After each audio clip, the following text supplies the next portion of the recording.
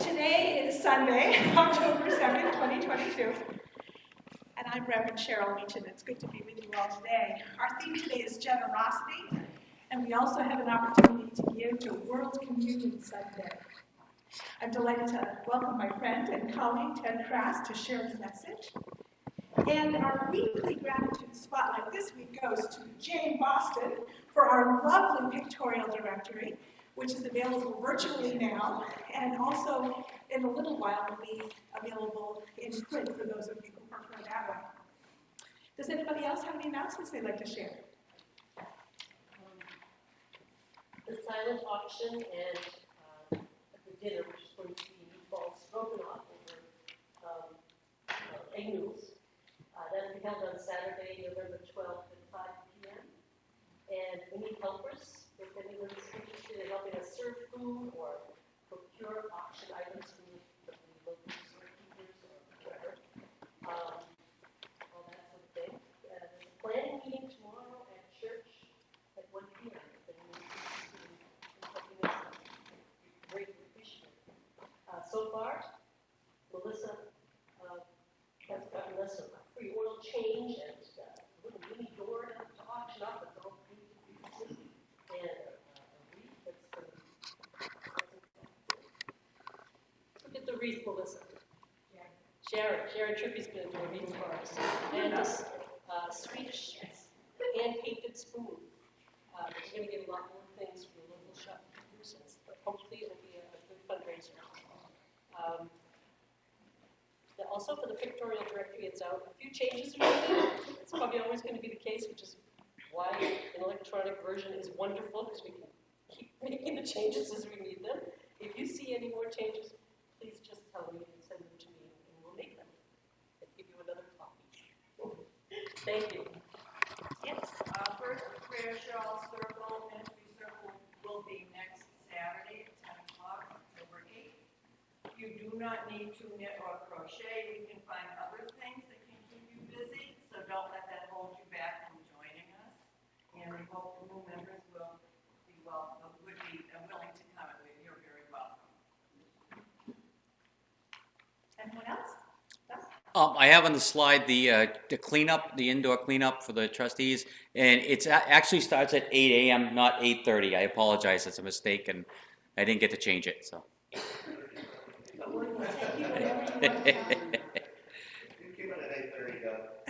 All right, 8:30. We'll keep it at 8:30 then. I'd like to point out that our altar flowers this morning are given by Dee Dee and Gary in honor of their daughter, in memory of their daughter, Sandra Jean, and also in honor of her nieces, Cassandra Jean and Gianna Grace. But what's especially precious about this is that the clothing on these rabbits was made from Sandra's clothing. Just wanted to let you know that before we begin. I will be having office hours this week on Monday and Wednesday from 9 to 1. We are sewing pillowcases on Monday, and we are studying the Bible on Wednesday. So if you want dedicated time, it would probably be best to make an appointment with me this week. But I will be here, ready to see all of you. Let us now center ourselves in the light of God's love as we bring our hearts and minds into a posture of worship and praise.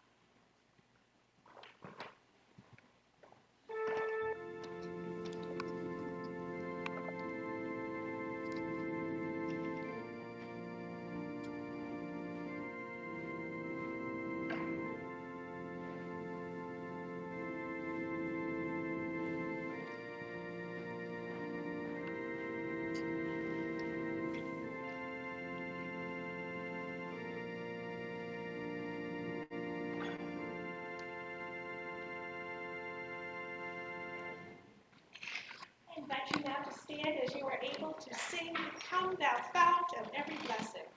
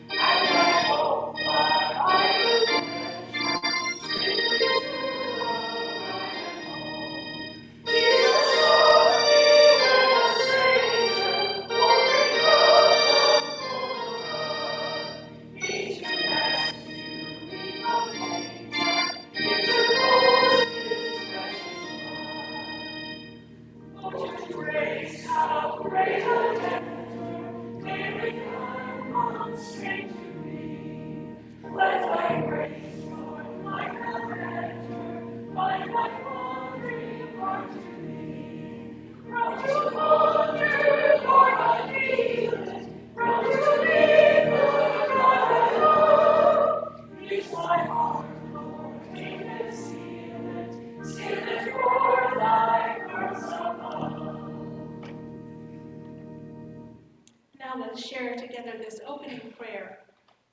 Lord, teach me to be generous.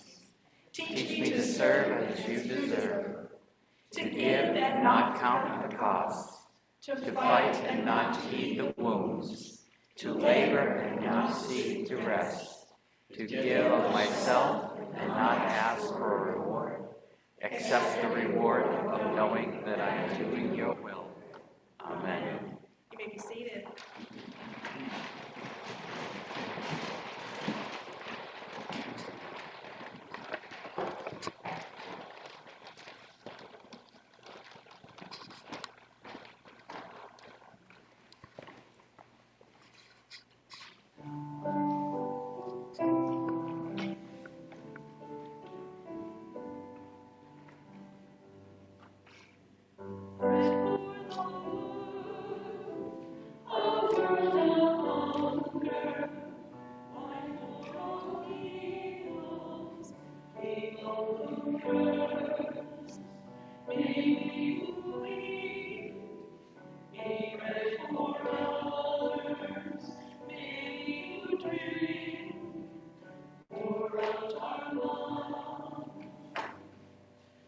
Jesus Christ, you are the bread of life, broken to reach and heal the wounds of human pain.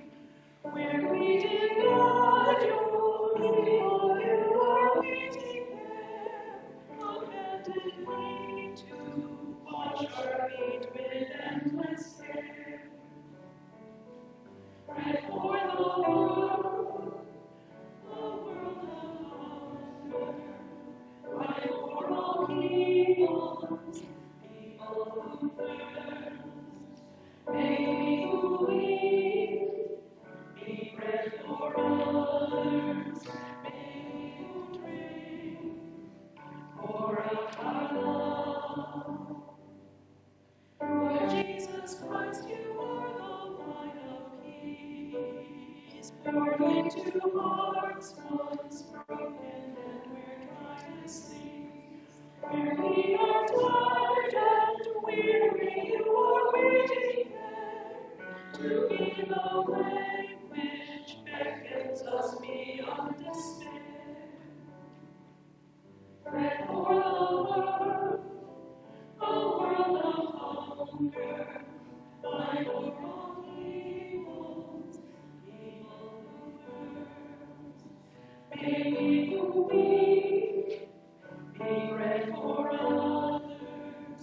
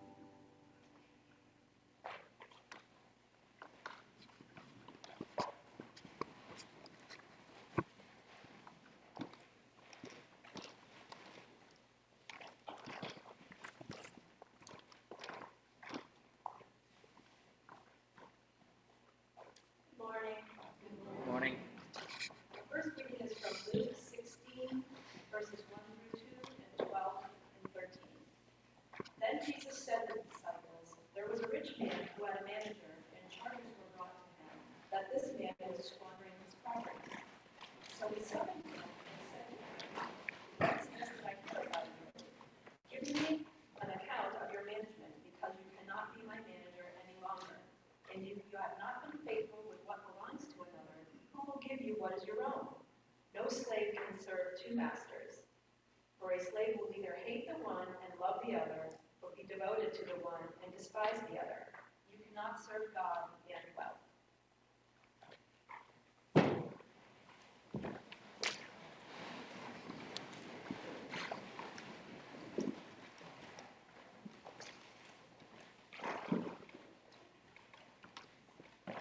This is Ted Crass.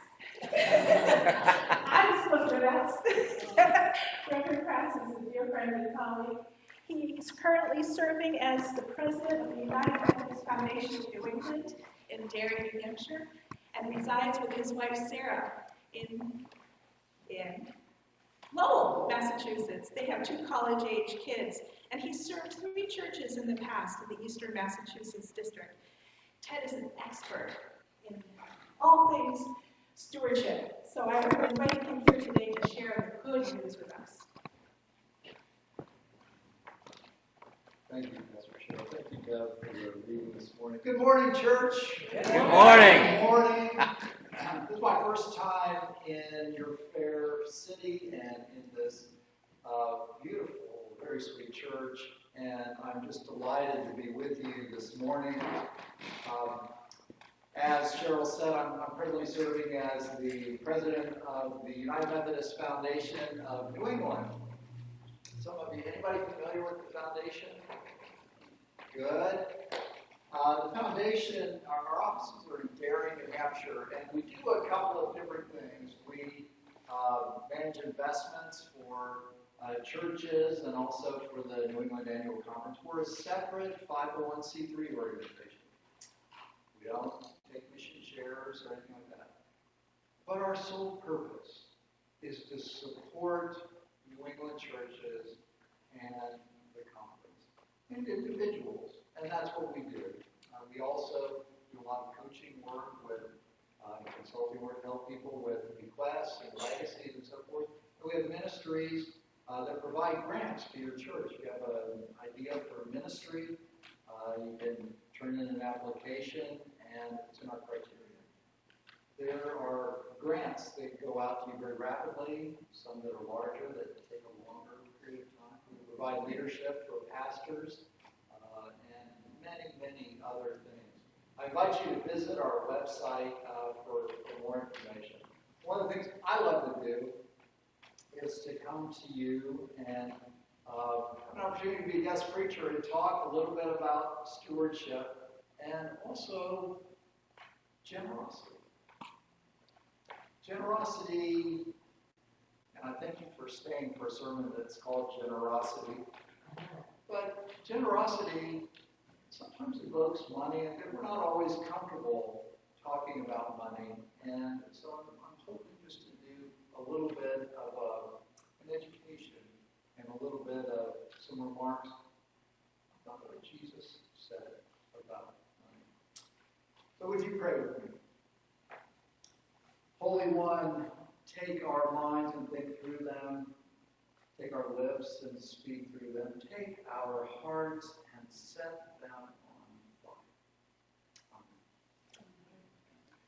Amen. In our scripture this morning, in the epistle, St. Paul is writing to the people of Corinth. And as you know, he traveled around the Mediterranean, establishing all these communities. And he's come back home, and he wants to tell folks where he's been and what he learned and what happened, particularly with the Macedonians. This is what he's doing in his second letter to the Corinthians. 2 Corinthians chapter 8, verses 1 to 12. Now, friends, I want to report on the surprising and generous ways in which God is working in the churches in the Macedonia province. Fierce troubles came down on the people of those churches, pushing them to the very limit. The trial exposed their true colors. They were incredibly happy, though desperately poor. The pressure triggered something totally unexpected, an outpouring of pure and generous gifts. I was there. I saw it for myself. They gave offerings of whatever they could, far more than they could afford, pleading for the privilege of helping out in the relief of poor Christians. This was totally spontaneous, entirely their own, and caught us completely off guard. What explains it was that they had first given themselves unreservedly to God and to us. The other giving simply flowed out of the purposes of God working in their lives. That's what prompted us to ask Titus to bring the relief offering to your attention, so that what was so well begun could be finished up. You do so well in so many things. You trust God, you're articulate, you're insightful, you're passionate, you love us. Now do your best in this too. Paul continues, I'm not trying to order you around against your will, but by bringing in the Macedonians' enthusiasm as a stimulus to your love, I'm hoping to bring out the best in you. You're familiar with the generosity of our Master, Jesus Christ. Rich as he was, gave it all away. In one stroke, he became poor, and we became rich. So here's what I think. The best thing you can do right now is to finish what you started last year and not let those good intentions you had grow stale. Your heart has been in the right place all along. You've got what it takes to finish it up, so go to it. Once the commitment is clear, you do what you can, not what you can't. The heart regulates the hands. This isn't so others can take it easy while you sweat it out. No, you're shoulder to shoulder with them all the way, your surplus matching their deficit. Their surplus matching your deficit. In the end, we all come out even. As it is written, nothing left over to the one who has the most, nothing lacking from the one who has the least. This is the word of God for the people of God. Thank you for the word of God living among us. Paul goes around. It's challenging, but a joyful work in this letter. Paul's been going around raising this collection in all these little communities where he's been, particularly in Macedonia, and he is on fire when he comes home and wants to tell folks about it. This passage is about offering for sure, but it's also about our profound connectedness as Christians, right? To God and to each other. How we live and how we experience God's presence with us right now. My colleague David Abbott always says our stewardship is an outward sign of our inner relationship with Jesus Christ. Yeah, that's right. And I've also come to understand stewardship as a way to enable you and I to participate with God's grace as co-creators of our lives.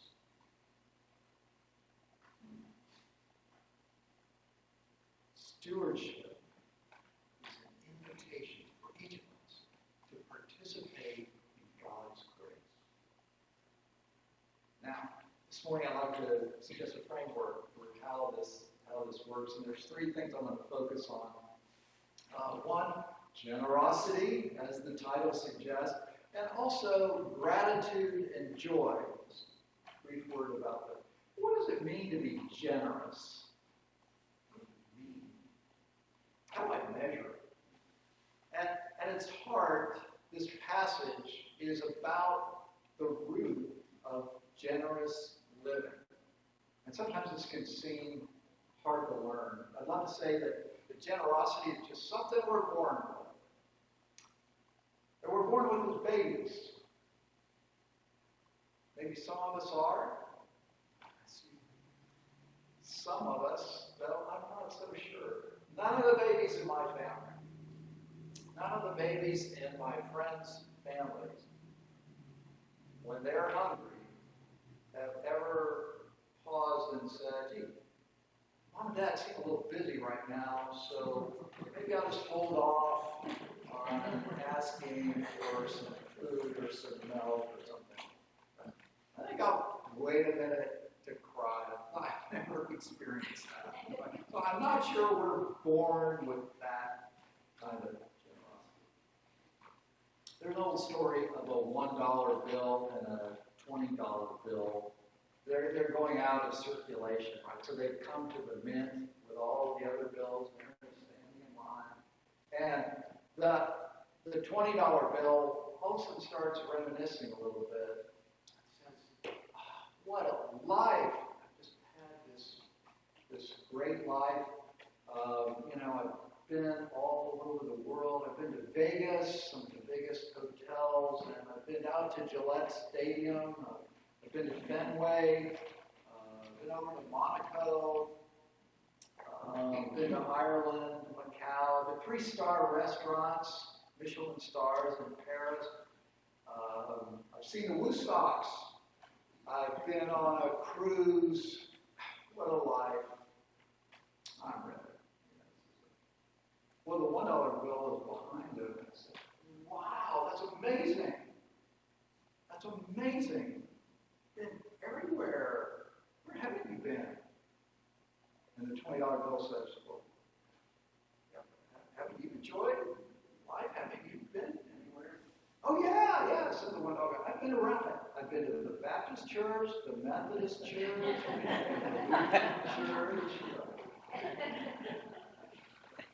we laugh, a little kernel in there that sort of, feels a little funny to a lot of us. Right? Now, we're not alone here. Right? Jesus knew all about this. Jesus knew all about this. Not just me talking, because this was true in Jesus' time too. It's been true all through history. How many times do you think Jesus taught about money in the Bible, in the New Testament? The life and teachings of Jesus. How often did Jesus speak about money? Anybody have an idea? Percent? Give me a percent. Huh? None? Oh, Jesus, that parable that Deb started to read was, we know of this, the parable of the dishonest manager. Now, there's a whole story in between what Deb read. It's very, very interesting. But Jesus talked about money a lot. You think about prodigal son, had to do with a little bit of property of the son, brother. Make a guess. 80? Somebody else? Anybody else? 50. Yeah. I used to think about it, and I said, the first time someone posed this question to me, 30%, 40%, something like that. The reality is that Jesus spoke about money, property, possessions, about 70% of the time. You could argue maybe 80% of the time. Does that surprise you? Surprised me. I went back into the New Testament. I said, no, that's impossible. And I started looking at all the stories. It's true. It's true. Now, why did Jesus do this?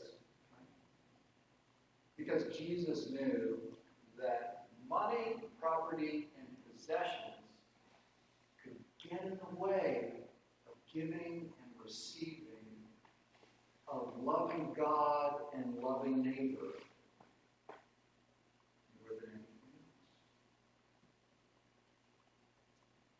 Jesus affirms what is said right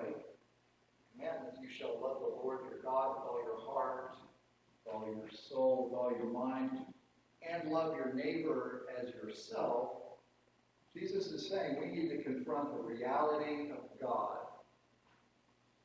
our acceptance of ourselves, and our acceptance of our neighbor, of others, right? Cannot be separated. Our love of neighbor is rooted in Jesus' love for us. When we're loved, we can share that love. We can give what we haven't received. So here we are, receiving and giving. We have to think about our money and possessions and how those come between us. We're to be good stewards of God's household.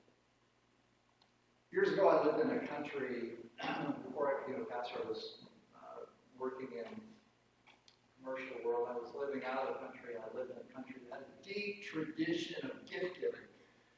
There were certain gifts that were just pervasive all the time. People were giving things. And it became kind of an obligation of sorts. For these gifts, there was a balance that was kept in life. Right? If I gave something to a neighbor, something would always wind up on my door. Always. If I received something, there was an obligation that I felt that weighed on me until I gave something back again. Or even this culture kept this balance all the way through. You receive, you give. A friend used to describe this as kind of a competition. After a couple of years, this was hard to shake when I was living overseas. I'm not saying folks in this place couldn't be generous. They could be very generous, of course. But the practice of giving gifts back and forth created this kind of obligation that we would feel toward each other. From generosity to a sense of obligation. Now, a friend in a different place helped me get over this. I had a friend, still have a friend, who lives far away from me now, too, in a different place. Really used to get on my nerves. And the reason why is that he'd be wearing a very unique t-shirt. This happened one time. I said, I love that t-shirt. It's really nice. I was like, no, really. Now, please take it. I don't need it. It's just a t-shirt. I don't know. Another time I complimented on the music in the car. I gotta tell you how long ago this was. He popped the cassette out of the car. Anybody remember cassettes? Yeah. Popped the cassette out of the car, gave me the cassette. I was like, nah, it's okay. No. You've got to have it. Oh, this became so annoying to me because I had to, suddenly filter. I can't say, oh, let me And then I decided to give it a try. Just give stuff away unconditionally. I've given away shirts, watches. I wear very cheap watches. Pens, neckties. I was wearing actually my favorite necktie one time while I was a pastor. Had the baseball necktie, had glove and ball on it and everything. And there was a gentleman in our church who had played baseball as a younger man. And he was going through a really tough time, and it was hard on everybody. And he came up and he said, "That's right, I really like that." Gave it to him. And I'll tell you what, a simple necktie began to change the way that this gentleman began to interact with me and the other people in the church.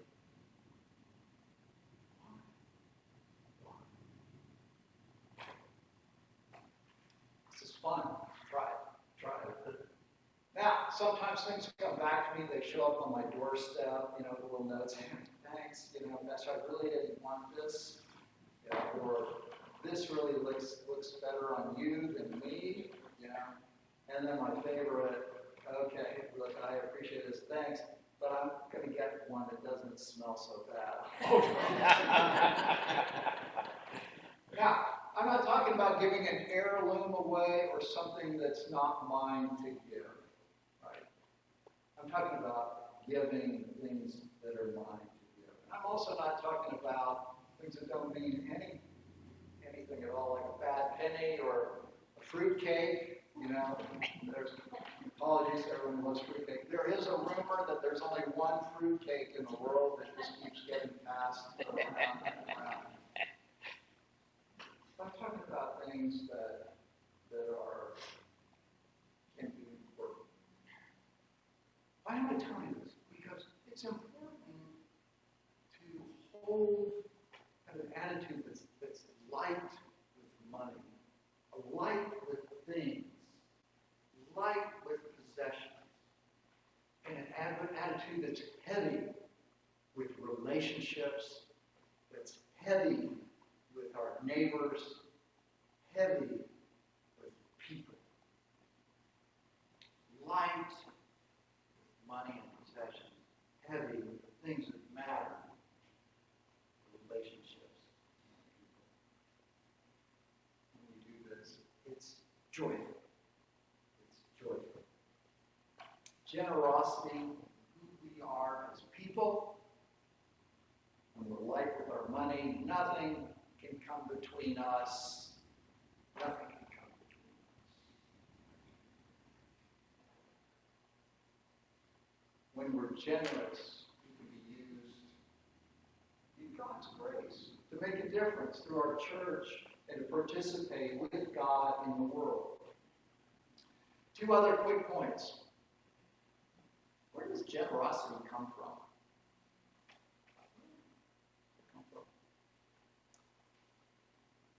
Gratitude is part of the bedrock of our faith. Everything we have is from God.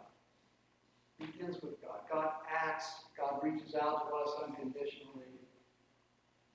It leads us into a conversation about generosity. God's love is unconditional. So is our love. God's love is unconditional. With gratitude, we also can be generous. By expressing our gratitude, our hearts begin to change, not change. So it starts with God, God's reaching out, God's love for us, and then our response is out of gratitude, what's been given to us. If you're having trouble with your own generosity, and all of us do from time to time, you might want to explore gratitude. There's a wonderful book, Diana Butler-Bass has written a book about gratitude. Churches sometimes take this book and you can do a study. Very, very powerful. You might do some work there and get connected with your gratitude. The last point I want to make this morning, and I've saved the best for last, is that when we approach giving with a state of generosity, we can experience great joy. Great joy. Joy! Joy. In verse 4 of our passage, this is what he said about the Macedonians. They are incredibly happy, though desperately poor. Paul says that the people were pleading for the privilege of helping out to relieve for Christians. Incredibly happy, though desperately poor, pleading for the privilege of helping out to relieve for Christians. When we're giving out of gratitude, we're giving with joy, generously. It's an expression of our unity. Nothing's between us. Please don't know my offering is my offering. Make sure that there's nothing in between us, and I can do this in joy. It's a state. The joy of generous giving is not always seen as a blessing until we experience it or until we understand it. And that's kind of why I'm talking this way this morning. There is joy in giving. How do you express that joy, practice that joy? Here's an example. Have you ever attended a church service where everyone claps when the pastor says, it's time for the offering? Have you ever experienced that? No. Right? So the first time I experienced that, I was like, oh, really? This is what we're doing here? But I go to a place now where we do that all the time. All the time. And it's amazing what happens. You bring yourself to do that. This is practice. Oakdale United Methodist Church, it is time for the offering.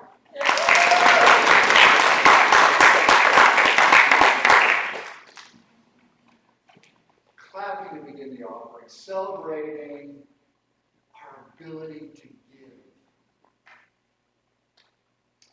Some of you are shaking your heads. I know. I will see a head. Really? My giving is a private matter between me and God. I know. I'm not asking you to say how much you're giving or, whether you're putting anything in or whether you're not putting anything in. But I am asking you to think about expressing that to God, rich or poor, that you can give and that we celebrate it. And we come with joy that we can give. Incredibly happy, but desperately poor, pleading for the privilege of giving out in relief for poor Christians. Friends, I hope this understanding of generosity makes sense to you in some way. Here's something I know that folks have found helpful if you're having a little struggle with this. It's so important that we keep our money and possessions from coming between us and God and between us and one another. The unconditional love of God for me, my response to God's love, my loving of my neighbor, our generosity helps us do this. The question is not like, how is this going to be good for me? The question is, how does God want to use me instead? What road did Jesus take? Jesus came to risk everything for our good and our neighbors. When we are neighbors, with our neighbors, we share not only water and bread, but we share the adventure of life itself. Given by God, lived to God's glory. With our neighbors, we discover generous living. And when we discover that, we discover not only who our neighbor is, without generosity, but we discover who we are.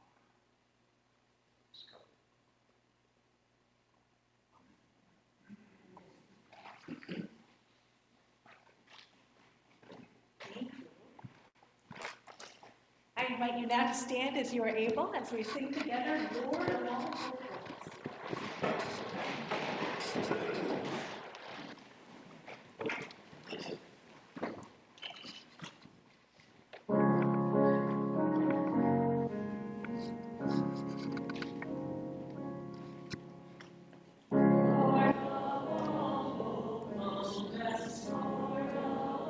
Your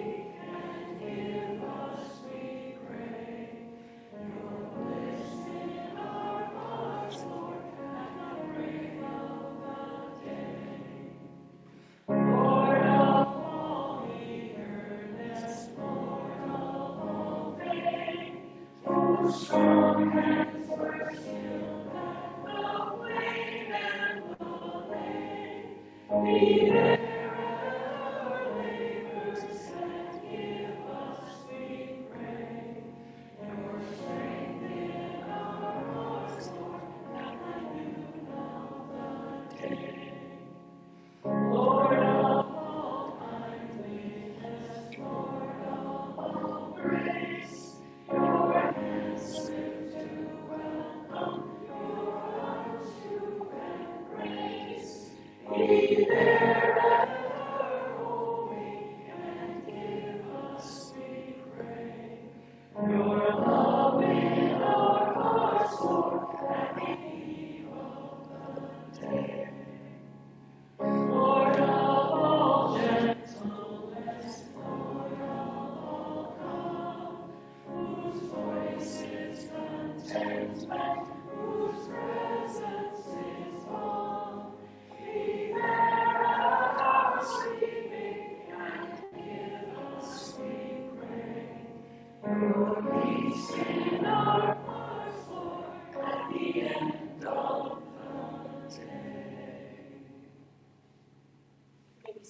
seated.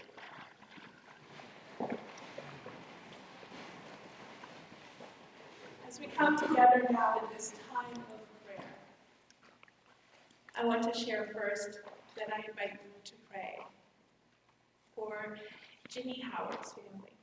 Ginny passed away this week, and I would invite your prayers for Linda and all of us who love Ginny. Her service will be held this Saturday at 11 a.m. at the Mount Vernon graveside. And now, I open it to you. What are you praying for this week? Oh, I do want to say also, before I begin, that we're beginning this effort to try to live stream our services and post them on YouTube. So what we're going to do is Doug will pause the recording while you are speaking. But I still encourage you to be brief and to just say the first name of the people we're praying for. And that's what I will post on our private Facebook page. And then when I turn around to give the pastoral prayer, I'll do more of a generic prayer so that it doesn't include names of people who might not choose to have their prayers broadcast publicly. So now, what are you